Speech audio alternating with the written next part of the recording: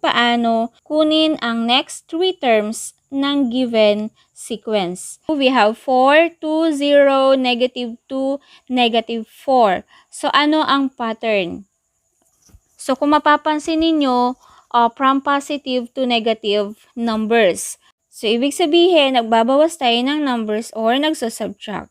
So, sa sequence nito, kung mapapansin ninyo, nagma-minus tayo ng 2. Pero hindi natin gagamitin yung word na minus or subtract. Instead, gagamitin natin yung add. So, we add negative 2. Okay, kailan tayo mag-add negative or add positive? Kung mapapansin ninyo yung sequence, pagpapataas, mag-add tayo ng positive. Pagpababa, mag-add tayo ng negative.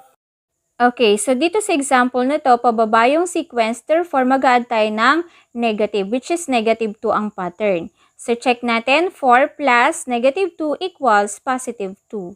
Then 2 plus negative 2 equals 0. Okay, next, 0 plus negative 2 equals negative 2. Next, we have negative 2 plus negative 2 equals negative 4. Okay? Same sign, therefore we add and copy the common sign, which is negative. And that is the next sequence. Now, to get the next sequence, okay, so we have the negative 4 plus the pattern, which is negative 2, equals negative 6. Therefore, negative 6 is the next term. Next, we have negative 6 plus negative 2. Okay, same sign. So, we add 6 plus 2 equals 8 and then copy the sign, which is negative. So, we have negative 8.